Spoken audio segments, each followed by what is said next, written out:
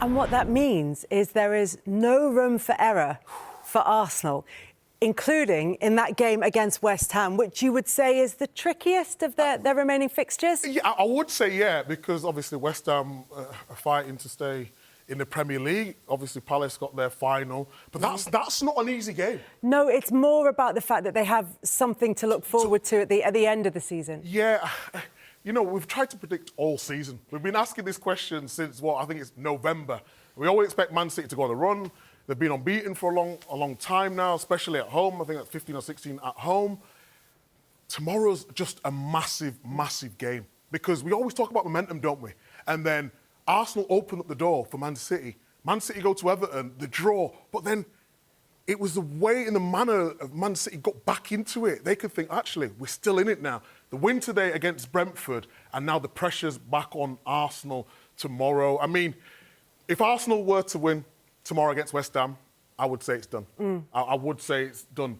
But I just feel as though Man City, with their fixtures now, obviously they've got the FA Cup final in between, that's also tricky as well. Villa, you know what Villa are like, they can always perform, but Bournemouth away, in terms of the way they're playing at the moment. Some would say it'd be a bit better game for City because Bournemouth play, it might be stretched, but they're a very good team. So it's still anyone's, Kels, without sitting on the fence. No, but I think that's what's fascinating about it. And I think the question of City playing midweek weekend and Arsenal having a week's gap in between their fixtures at this stage of the season is one that I'd like to get your views on, because there's an argument for saying keep the momentum up, and there's an argument for saying I'd quite like a week's break in between the games. Give me a week's break. Yeah. I don't want to play You surprised Saturday, me, Wednesday, Micah. Saturday. You shocked me. I need a break. I'm a bigger fellow, aren't I? You know what I mean? Bigger fellow. Not anymore. A bigger fellow. I know I've lost a bit of timber recently, but... Oh, you're looking good, brother. In terms of me personally,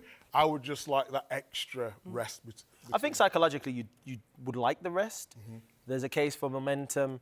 The momentum's good if you're winning, but you could be playing games and you draw in and you lose, and it's like, well, yeah, we'd like more time to prepare. So it goes both ways, really. I think, to Meet's point, if the West Ham game, if they don't win that game, then I think, you know, it changes everything. Well, it's so psychological, and Arsenal last weekend managed to get that psychological advantage. Then they have the game against Atletico Madrid. And look, the Champions League has been more relaxed for them this season in terms of the nervousness from the players and from the crowd. But that felt like a really joyous moment for them, like a release for them. And so I just wonder if that plays into tomorrow's game against West Ham. I think so a little bit, because they're playing well or playing better. Yeah, it's still not really entertaining, but they're doing the job. Look at Arsenal's fixtures now. They're in Champions League final and the top of the Premier League. A lot of people were saying there was bottling it. Arsenal are not bottling. They need to get over the line, of course, but the 4 games away from making history, that's all they've got to think about. I know it's easy. I said before many times on this, I didn't really deal well with pressure. Maybe you was a little bit different to me, and are always looking at results, and, you know, I felt that pressure before games. And that's why I always back Man City, because in the moments I felt they was better dealing with it. But then you have a point in the season where you beat Fulham, you beat Atletico, and that is momentum, and that could be the turning point for Arsenal. I think the performance, I was at the game against Atletico live.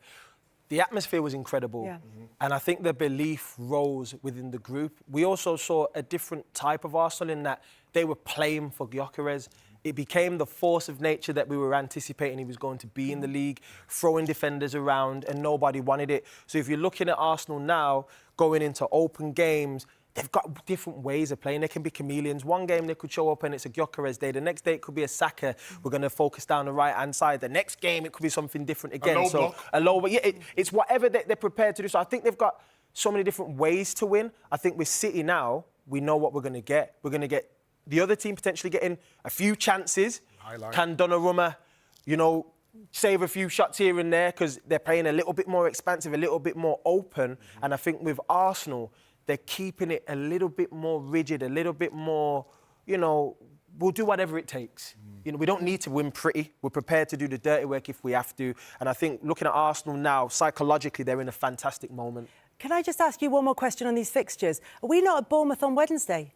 Bournemouth. No, we're at Palace, aren't we? We're at Palace on Wednesday. Palace at West. We're at Bournemouth next week. We've got them next week. I'm looking at you. Yeah, Palace on Wednesday. Yeah, we are. We're doing Bournemouth again, and then Bournemouth. Yes, We've got all our dates all the wrong way around, but we're at Palace here, so you can see it on. Yeah, you can see all these games unfold. 27 games, 26 games now left in the title race and in the rest of the Premier League season. You can see them all on Sky Sport.